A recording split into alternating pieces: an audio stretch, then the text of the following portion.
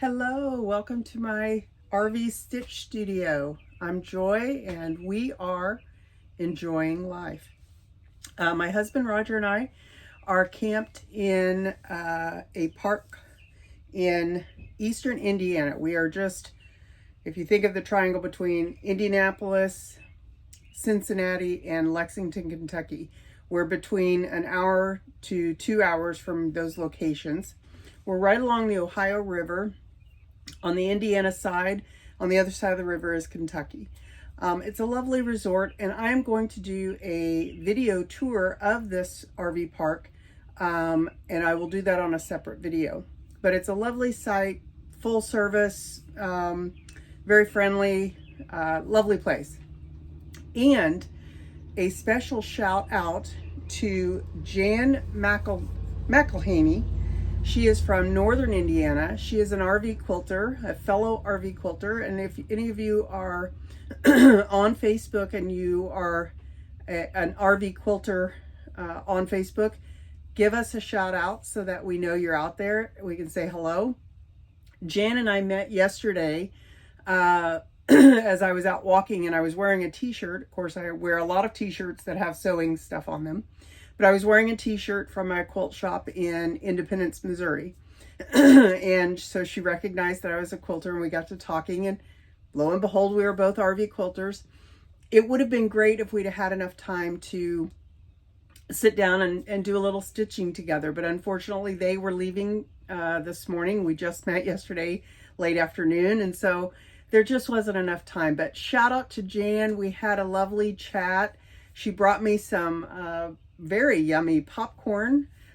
So thank you, Jan, and safe travels. I know you guys are off on the road. So anyway, I will do a video here shortly on the park itself, and I'm going to do that as a separate video. But in the meantime, I wanted to tell you what I've been doing in my Stitch Studio the last week or two. I have had a lot of stuff going on. Right here you see my lovely featherweight that my daughter-in-law Stephanie and my son Chad got me for my birthday back in March, and as a part of a retirement gift.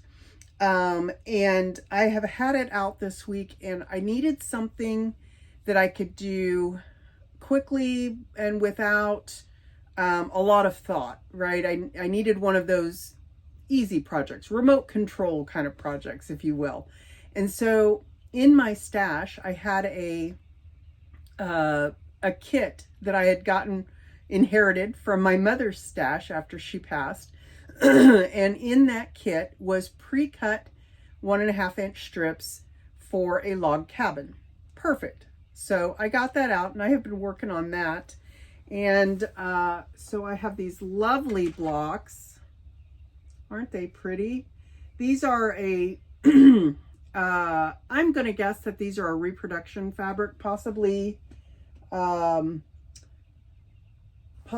for a Civil War type fabric line. I'm not sure. I don't know what the fabric line is or who the designer is, but they're very pretty, sort of muted colors.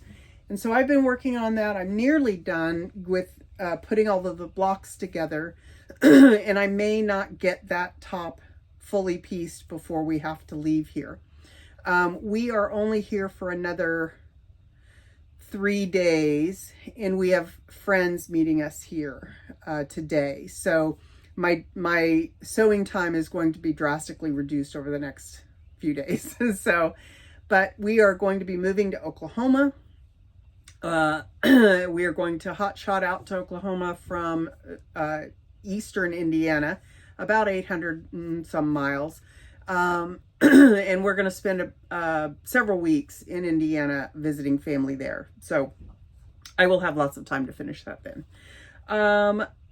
Then before we got here, we were still in Evansville last week, and I had my big baby lock. I'm sorry, my big brother machine. I used to have a baby lock.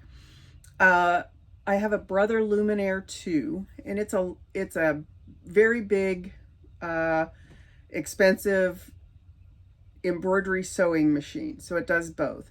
And the reason that I got it was because I would have the ability to use the in the hoop quilting functions of the embroidery side of the machine to quilt tops and make it look like a long arm. It works great. I got the machine last year. I have finished probably 20 quilt tops on it or more since last year, and it does a great job. There's a little bit of a learning curve for that. For me, a big learning curve for embroidery, but I'm getting there. It takes time, but it gives me a lot to learn, and I'm very excited about that. So anyway, I had that machine out, and last week I had done a video showing an old-fashioned block called Delectable Mountains. And the pattern that I was working on is one I'd gotten from Hancock's in Paducah, one of those little card things that gives only the bare necessities, right? So this quilt top I got pretty much done last week. This is the block that's in it. There's all different colors in a purple, green, light blue kind of tones. They're all batik fabrics, and they're just fabrics I had in my stash. And so when I got the top itself done, there's one more piece that it calls for. I'm sorry, I should have done that while I had it out. And that is to put here in a like on point fashion, a square in a square type of applique on the top here.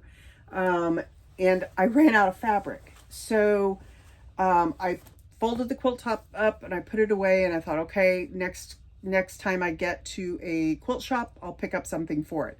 So yesterday, my husband and I went over to Madison, Indiana, which is just about 30 miles down the river road from here. And that was a beautiful shop. It was called L&L Yard Goods, Madison, Indiana. And I'm going to attach at the end of this video some photographs that I took inside that store. A very nice selection of fabrics. She had, it was the house, the building was a house that she had turned into a business. And so there was different rooms on the ground floor of the house.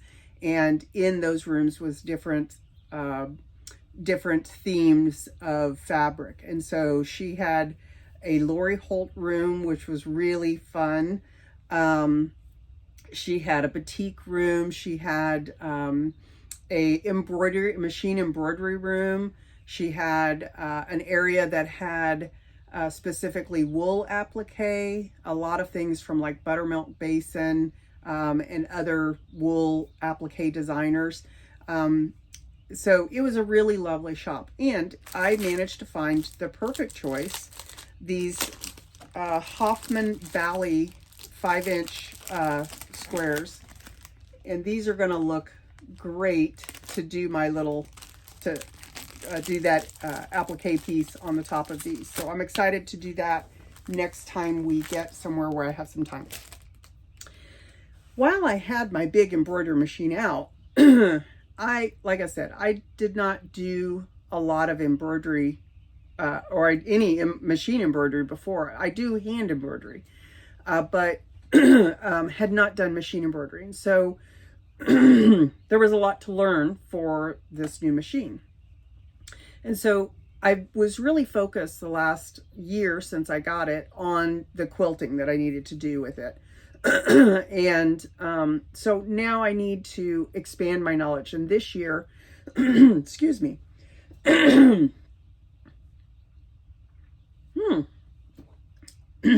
got froggy all of a sudden. This year I plan to work on focusing more on learning the embroidery pieces of the machine and doing some more of that fun stuff. To that end, while I had it out last week, I decided I wanted to do some freestanding lace. And I don't know if you know what that is, but it's essentially you are embroidering a design on a wash away stabilizer on the embroidery arm. And when you're finished, you wash away the stabilizer and you're left with just the thread, and that thread makes a lace. So they call it freestanding lace. It's woven so, stitched so tightly together that it is able to stand up on its own. Not literally. Well, yeah, literally they do have some patterns that stand up. But anyway, here's what the first one that I did. Isn't that adorable? I have a Cairn Terrier. His name is Fergus, and this looks just like him. So I thought that was really cute. And then I thought I would expand and do something a little bigger, slightly bigger. And so I did this flower. Isn't that lovely?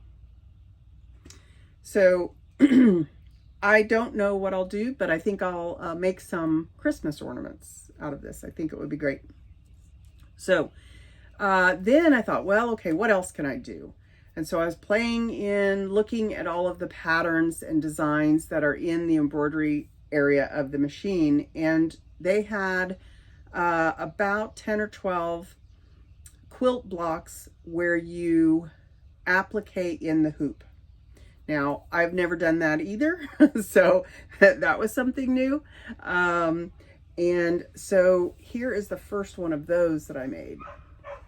And so what the machine does is it will, stitch a section and then stop, and you lay down your fabric on top, and then it stitches that fabric down, and then it goes on to the next. And once you've got all your fabric placed, it comes back and does this lovely satin stitch around the edges so that it's covering your raw edge of your fabric. And I thought it turned out pretty good for my first try. And so I did another one. There are about a dozen of them in there, so I'll probably do a couple more of those and make myself a table topper or something out of that. So that I think is mostly what I've been working on for the last couple of weeks. Oh, I did do some, I embroidered some towels, kitchen towels for my daughter-in-law, Stephanie. So Stephanie collects Pyrex dishes. She has a very lovely collection that kind of spreads all over her house, but she wanted some lovely towels to go with them. And so, fancy towels to display in the kitchen. And so I made her some towels with a couple of different designs from the Pyrex line embroidered on them. And so those have already gone off in the mail yesterday, so I don't have those to show, but I do have a picture. Maybe I could throw that in somewhere. What else have I been working on? Well, in the evenings I do English paper piecing. So I've been working on a Lone Star, Lakota Star, Lemoyne Star. They're all similar. It's an 8-pointed star, and so that is over by my chair, and when I sit in the evenings, I work on that. Okay, so that's what I've been up to. I hope you all have been doing fun things as well. It's summertime. Finally, it's starting to get really warm, and so now we have to fight the heat, but that's okay. It's better than cold, in my opinion. All right, I don't know if I have anything else to share. Let me see if I got everything. I think I did. So I'm going to do another video. Look for it on this park here in Florence, Indiana, on the Ohio River. And until next time, everybody take care of each other. Bye.